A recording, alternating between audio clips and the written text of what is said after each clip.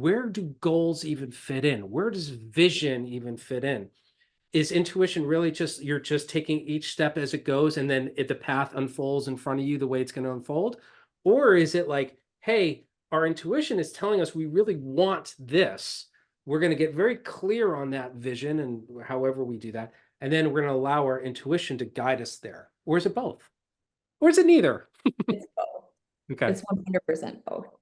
Like you're guided by that something bigger, right? But just you can't just live on hope and faith and a prayer, right? You have to do things. You have to do the things. So you set the goals that align to the vision. And Emily introduced this game. She plays it with her boys. Like, wouldn't it be cool if? So it gives us an opportunity to play and have fun. And like it's almost like sometimes, and Emily, I would love for you to speak into this because it's a thing that I love to hear you talk about. But when we talk about the vision of our organization, what we do, there have been times where we're like, holy shit, the vision it's too big. Just too big. Like early on, we're like, oh, this is too big. That's scary because it's so big. And when we play the game and we broaden and open more, then we get to a point where, what was the dollar amount we talked about the other day? Oh, I think it was like $5 million. Like $5 million doesn't even sound big anymore. Like you get to that place, right? So Emily, I'll let you speak into all of that. Yeah, I would just say one of the things that has been really a game changer for me is sitting back and just to kind of touch back to with the pessimistic, like we focus so much on what we don't want, but we are all walking around with some kind of frequency in us. It's our dominant feeling. So we think on a daily basis how we are walking around in a dominant feeling. Am I focusing on what I don't want, or am I focusing on what I do want?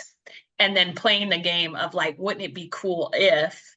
And then also playing the game of, I would love my end result to be this, and that's how it's going to be, and playing into the law of assumption. The law of assumption is a really cool thing, and I've been using it.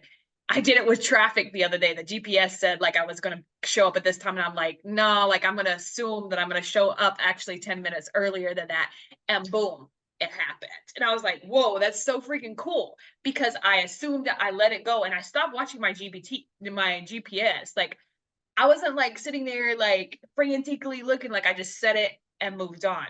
So a lot of times we focus on what we don't want, where how much time are we actually focusing on what we would love? So it's just making a daily ritual of, and sometimes I will write this out. I'm not a huge like, oh, visualize, blah, blah, blah, blah. I more so tap into the feeling of like, what's my end result going to be like? And, how am I celebrating? How do I feel? And, if my feeling is accomplishment or successful or happy, then those are the feelings that I'm going to embody today. I'm not going to wait until my end result to feel like a multimillionaire. I'm not going to wait to feel successful. I want my frequency, my dominant feeling today to be that, to be confident, to be bold, to be courageous, to be like the multimillionaire that I am.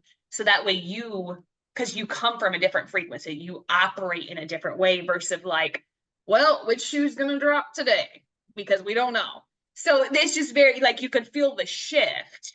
And so whether that means, setting timers, writing notes to yourself, or however you can remember, where am I operating from? And it kind of goes back to what we teach in leaderships. Like, at what capacity can you lead in chaos? Can you stay calm in chaos? And the same thing with your mind. Can you lead your mind to be in your heart and your soul and to have it aligned?